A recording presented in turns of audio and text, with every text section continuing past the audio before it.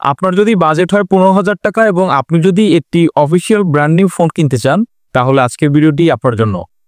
কারণ আজকের ভিডিওতে আমি মার্কেট থেকে যাচাই বাছাই করা সেরা 4টি ফোন নিয়ে হাজির হয়েছি এবং আজকে আমি রিভিউ করতে যাচ্ছি 15,000 টাকা বাজেটে বাংলাদেশের মার্কেটে সবচেয়ে সেরা 4টি স্মার্টফোন নিয়ে।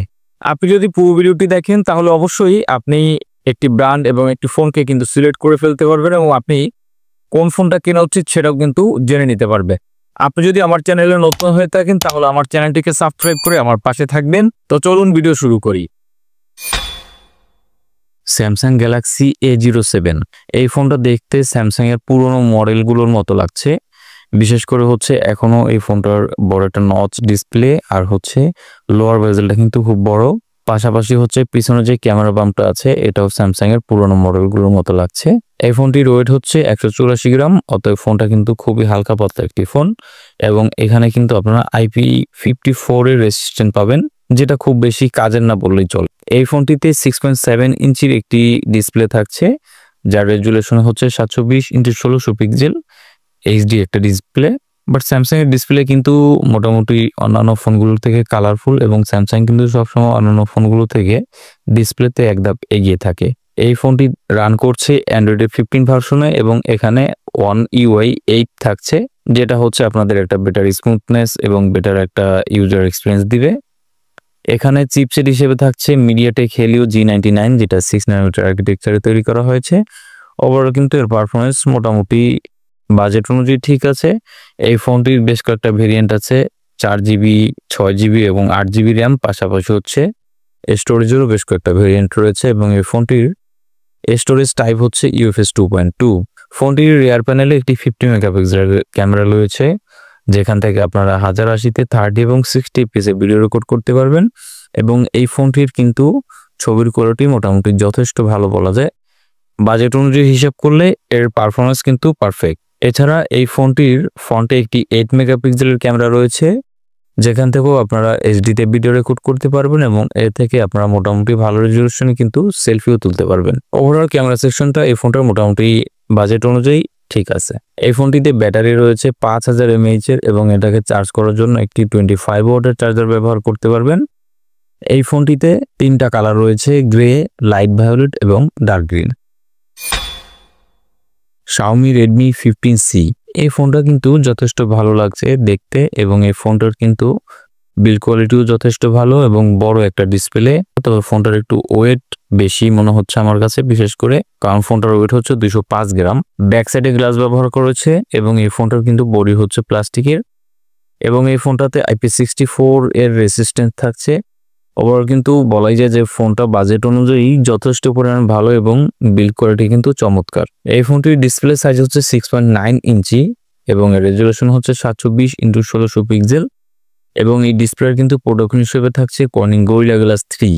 এই ফোনটির ডিসপ্লে কিন্তু IPS LCD হলেও এখানে 120 Hz রিফ্রেশ রেট থাকছে, যার কারণে ফোনটি আপনারা কিন্তু ডেইলি লাইফে ইউজ করে মোটামুটি ভালো একটা পারফরমেন্স এখান থেকে পাবেন। এই ফোনটি রান করছে অ্যান্ড্রয়েড 15 ভার্সন দিয়ে এবং এখানে UI হিসেবে থাকছে HyperOS 2 এবং এই ফোনটিতে চিপসেট হিসেবে থাকছে MediaTek Helio G81 Ultra, যেটা 12 ন্যানোমিটার আর্কিটেকচারে তৈরি করা হয়েছে। সো এখানে এর চেয়ে ভালো একটা চিপসেট কিন্তু ব্যবহার করা যেত। ওভারঅল এর পারফরমেন্স কিন্তু মোটামুটি বাজেট অনুযায়ী যে একেবারে খারাপ হবে তা না। আপনাদের ডেইলি লাইফে যে কাজগুলো আছে সেগুলো আপনারা খুব ভালোভাবেই করতে পারবেন আশা করি। এই ফোনটাতেও কিন্তু র্যামের কয়েকটা ভেরিয়েন্ট আছে, 4GB 6GB এবং 8GB। পাশাপাশি কিন্তু স্টোরেজেও 128GB এবং 256GB ভেরিয়েন্ট আছে। ফোনটির রিয়ার প্যানেলে 50 মেগাপিক্সেলের একটি লেন্স ব্যবহার করা হয়েছে এবং একটি অক্সিলারি লেন্স রয়েছে। এই ফোনের ক্যামেরা পারফরমেন্স মোটামুটি ভালো, পাশাপাশি এই ফোনটার ভিডিও কোয়ালিটিও মোটামুটি ভালো। আপনারা কিন্তু এই ফোন থেকে 1080-তে 30 fps ভিডিও রেকর্ড করতে পারবেন এবং এই ফোনটির ফ্রন্টে রয়েছে একটি 8 মেগাপিক্সেলের ক্যামেরা, যেখান থেকে আপনারা HD মোডে ভিডিও রেকর্ড করতে পারবেন এবং ভালো রেজুলেশনের ছবি তুলতে পারবেন। বাজেট অনুযায়ী কিন্তু এর ক্যামেরা সেকশনটা মোটামুটি ভালো। এই ফোনটিতে কিন্তু চমৎকার আকর্ষণ সেটা 6000 mAh এর একটি ব্যাটারি রয়েছে এবং এই ফোনটাকে কিন্তু চার্জ করার জন্য আপনারা 33 ওয়াটের একটি চার্জার এই বক্সের ভিতরেই পেয়ে যাবেন। সো 15,000 টাকা বাজেটের একটা ফোনে কিন্তু 6000 mAh এর ব্যাটারি, পাশাপাশি 33 ওয়াটের একটি সুপার ফাস্ট চার্জার, অলমোস্ট কিন্তু একটা সুন্দর একটা প্যাকেজ এই ফোনটা। বাজেট অনুযায়ী ফোনটা যথেষ্ট ভালো, আপনারা চাইলে অবশ্যই এই ফোনটাকে কিন্তু দেখতে পারেন। ইনফিনিক্স হট 60i 15,000 টাকা বাজেটে কিন্তু এই ফোনটার লুক অসাধারণ। বিশেষ করে 15,000 টাকা বাজেটের একটা ফোনে 5 হোল ডিসপ্লে পাশাপাশি হচ্ছে এত সুন্দর ডিজাইন, এটা কিন্তু আমরা সাধারণত কল্পনাও করতে পারি না, যেটা সাধারণত ইনফিনিক্স এবং টেকনো থেকেই কিন্তু সম্ভব। এই ফোনটি কিন্তু খুবই হালকা একটি ফোন, এর ওয়েট হচ্ছে মাত্র 188 গ্রাম। ব্যাক সাইড এবং ফ্রেম প্লাস্টিকের এবং এই ফোনটিতে IP64 রেসিস্ট্যান্ট থাকছে। ফোনটার বিল্ড কোয়ালিটি যথেষ্ট ভালো এবং IP64 রেসিস্ট্যান্ট থাকায় কিন্তু আপনারা নিশ্চিন্তে ফোনটা ব্যবহারও করতে পারবেন। এই ফোনটিতে IPS LCD একটি ডিসপ্লে ব্যবহার করা হয়েছে, যেটা হচ্ছে 6.7 ইঞ্চি এবং যার রেজুলেশন 724x1600 পিক্সেল এবং এই ফোনটার রিফ্রেশ রেট কিন্তু হচ্ছে 120 হার্জ। ফোনটার ডিসপ্লেও কিন্তু মোটামুটি বেশ কালারফুল এবং যথেষ্ট পরিমাণ ব্রাইটনেস এখানে পাওয়া যাবে। আপনার ইনডোর আউটডোর রিল্যাক্সে ব্যবহার করতে পারবেন। এই ফোনটা থেকে আপনারা ভিডিও দেখা অথবা যে কোনো ধরনের কাজে কিন্তু ভালো একটা এক্সপিরিয়েন্স আপনারা পাবেন। ফোনটি রান করছে অ্যান্ড্রয়েড 15 ভার্সনে এবং XOS 15.1। এই ফোনটিতে চিপসেট হিসেবে থাকছে MediaTek Helio G81 Ultimate, যেটা 12 ন্যানোমিটার আর্কিটেকচারে তৈরি।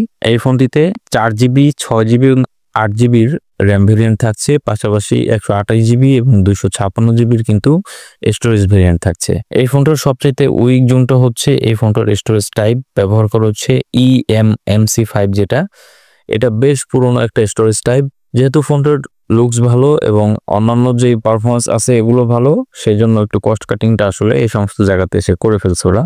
এই ফোনটার রিয়ার প্যানেলে একটি 15 মেগাপিক্সেলের ক্যামেরা রয়েছে, যেটা রেজুলেশন কিন্তু যথেষ্ট ভালো, ছবির সাবজেক্ট এবং ডিটেলস কিন্তু চমৎকার। এই ফোনটি থেকে আপনারা 1.5K রেজুলেশনে 30 fps এ ভিডিও রেকর্ড করতে পারবেন। চিন্তাই করা যায় না যে আসলে একটা 15,000 টাকার ফোনে কিন্তু আপনারা 1.5K রেজুলেশনে ভিডিও করতে পারবেন। এই ফোনটার সেলফি ক্যামেরাতে রয়েছে 8 মেগাপিক্সেলের একটি লেন্স, এটারও রেজাল্ট কিন্তু চমৎকার। এই ফোনটিতে 5160 mAh এর একটি ব্যাটারি রয়েছে, যেটাকে চার্জ করার জন্য 45 ওয়াটের একটি চার্জার পাবেন বক্সের ভিতরেই। ওভারঅল কিন্তু এই ফোনটা চমৎকার একটা ডিল এই বাজেটে। টেকনো স্পার্ক 40 আমার কাছে এই 15,000 টাকা বাজেটের সবচাইতে বেস্ট বিল্ড কোয়ালিটি এবং সবচাইতে সুন্দর ফোনটা হচ্ছে এই টেকনো স্পার্ক 40। এই ফোনটার কিন্তু লুকস একদম আইফোন 17 সিরিজের মতো। পিছন থেকে দেখলে কিন্তু আসলে এটা বুঝতেই পারবে না কেউ যে এটা আসলে আইফোন নাকি টেকনো। এবং আপনারা যদি এটাকে একটা কাভার লাগিয়ে এভাবে ইউজ করতে পারেন তাহলে কিন্তু অনেকে আপনারা এই ফোনটা দিয়ে বোকা বানাতে পারবেন। ওভারঅল কিন্তু ফোনটার লুকসটা যথেষ্ট ভালো, খুবই লাইট ওয়েট একটা ফোন। এছাড়া এই ফোনটিতে কিন্তু IP64 dust and water resistant থাকছে। এই ফোনটিতে IPS LCD প্যানেলের একটি ডিসপ্লে থাকছে, যেটা হচ্ছে আপনার 6.67 ইঞ্চি এবং এই ফোনটার ডিসপ্লে রেজলিউশন হচ্ছে 720x1600 পিক্সেল এবং এই ফোনটার ডিসপ্লেতে আপনারা 120 হার্জের রিফ্রেশ রেট পেয়ে যাবেন। অলমোস্ট বাজেট অনুযায়ী কিন্তু চমৎকার একটা ডিসপ্লে এবং এই ডিসপ্লেটার কিন্তু কালার ভালো এবং ডিসপ্লের কিন্তু ব্রাইটনেস মোটামুটি বেশ চমৎকার, যেটা আপনারা ইনডোর আউটডোর সব জায়গাতেই নিশ্চিন্তে ব্যবহার করতে পারবেন। ফোনটি রান করছে অ্যান্ড্রয়েড 15 ভার্সনে এবং এই ফোনটিতে ইউআই হিসেবে থাকছে HiOS 15 এবং এই ফোনটিতে চিপসেট হিসেবে থাকছে MediaTek Helio G81। তো এটার পারফরমেন্স অন অ্যান এভারেজ মোটামুটি অন্য যে ফোনগুলো আছে এর মতোই। ফোনটিতে 4GB 6GB এবং 8GB র্যাম ভেরিয়েন্টের পাশাপাশি কিন্তু 128GB এবং 256GB স্টোরেজ ভেরিয়েন্ট আপনারা পেয়ে যাবেন। এই ফোনটির রিয়ার প্যানেলে একটি 50 মেগাপিক্সেলের ক্যামেরা রয়েছে, যেটার রেজুলেশন যথেষ্ট ভালো এবং যার কালার অ্যাকুরেসি এবং কনসিস্টেন্সি ভালো এবং এই ফোনটি দিয়ে তোলা ছবির কিন্তু ডিটেইলস এবং শার্পনেস যথেষ্ট ভালো এবং কালারও কিন্তু যথেষ্ট পরিমাণে অ্যাকুরেট দেওয়ার চেষ্টা করে। এই ফোনটির ক্যামেরা থেকে কিন্তু আপনারা 1.5K রেজুলেশনে 30 fps এ ভিডিও রেকর্ড করতে পারবেন, যেটা আসলে এই বাজেটে অন্যান্য ফোনে কিন্তু চিন্তাও করতে পারবেন না। শুধুমাত্র ইনফিনিক্স এবং টেকনো এই দুইটা ফোনেই কিন্তু আপনারা এই ফিচারগুলো পাবেন এবং এর ভিডিও রেজুলেশন কিন্তু যথেষ্ট ভালো এবং কোয়ালিটিফুল ভিডিও।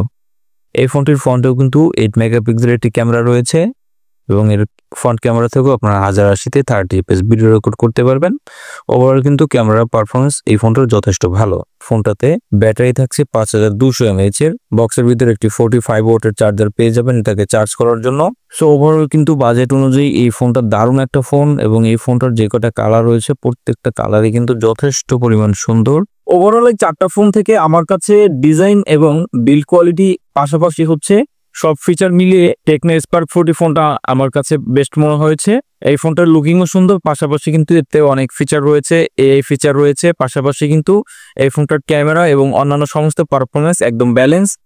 এছাড়া যদি আপনার ব্যাটারিটা বেশি বড় প্রয়োজন হয়, আপনার যদি ব্যাটারি ব্যাকআপটা বেশি দরকারি হয়ে থাকে, সেক্ষেত্রে কিন্তু আপনি চাইলে Xiaomi Redmi 15C যে ফোনটা আছে এই ফোনটা দেখতে পারেন, কারণ এই ফোনটাতে ব্যাটারিটা একটু বড় রয়েছে, এখান থেকে আপনার একটা ভালো ব্যাকআপ পাবেন। আর যদি আপনার কাছে একান্তই ব্যক্তিগতভাবে স্যামসাং ফোনটা পছন্দ হয়ে থাকে, আপনি সেটাও নিতে পারেন। তবে অন্যান্য 3টা ফোন থেকে কিন্তু স্যামসাং তুলনামূলকভাবে একটু পিছিয়ে থাকে। ওভারঅল আমার রেটিং হচ্ছে 15,000 টাকা বাজেটে টেকনো স্পার্ক 40 ফোনটা কিন্তু বেস্ট। আপনি কোন ফোনটা কিনতে চাচ্ছেন জানিয়ে দিবেন কমেন্টে। ভিডিওটি ভালো লেগে থাকলে আমার চ্যানেলটিকে সাবস্ক্রাইব করে আমার পাশে থাকবেন, তাহলে কিন্তু আপনারা এরকম নিত্য নতুন গ্যাজেট রিভিউগুলো পেয়ে যাবেন।